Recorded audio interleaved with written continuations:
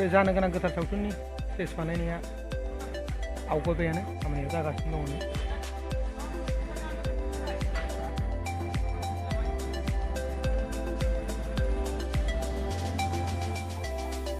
नोंथांमोनखौ बयखौबो आंनि gwthar Brahma YouTube चेनेलाव बरायबाय।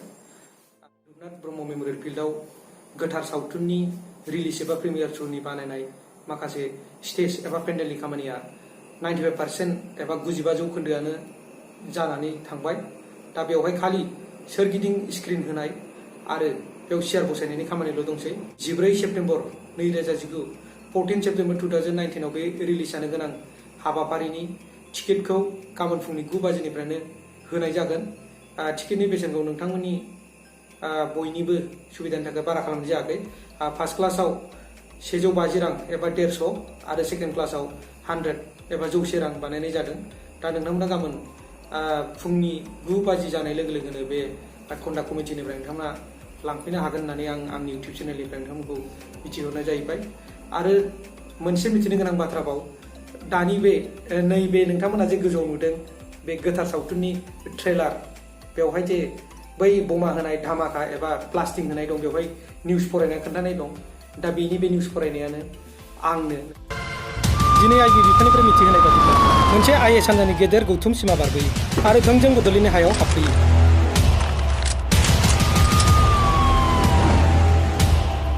रावबो नङा, नोंथांमोना बे सावथुनाव नुनो मोनगोन। आङो दिल्ली टु बड'लेण्ड सावथुननिफ्रायनो ओंखारबोदों। दिल्ली टु बड'लेण्ड सावथुनाव आङो बे आदा अट'मेटिकनिनो लोगो जादोंमोन।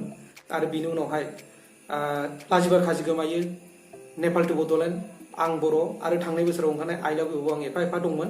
आरो नैबे देग्लायनि बयनिफ्रायबो सुपारहिट हिट जानो गोनां सिनेमा आब' रिया ब्रह्मनि आरबि प्रडाक्सननि दिहुननाय गोथार सावथुनावबो बे आब' रिया ब्रह्म प्रडिउसारा आंनो मोनसे अफार होदों। दा बेवहाय आं मोनदों। नोंथांमोना बे सावथुनखौ बयबो नायगोन आरो बयजोंबो अनसायनो मोननानै देग्लायनि बोसोराव बे बयनिफ्रायबो सुपारहिटसिन जागोन होननानै आं आसा खालामदों। बेनिखायनो नोंथांमोननो मिथिनानै बेखिनिखौ बुंनानै फोजोबनाय जाबाय। गोजोन्थों।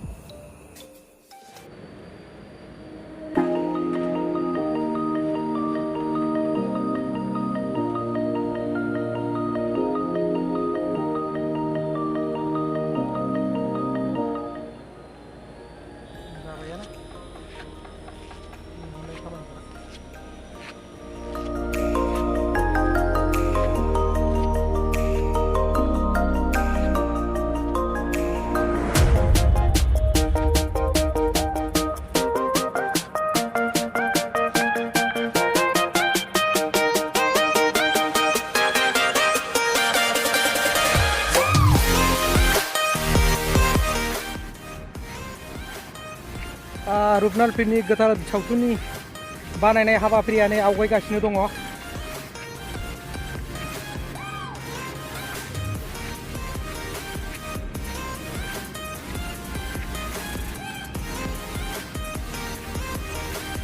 मोजां प्रिफाइल होबाय। अखा जुब जुब हायोबा बेखौ अखाया सोबसिननाय नङा।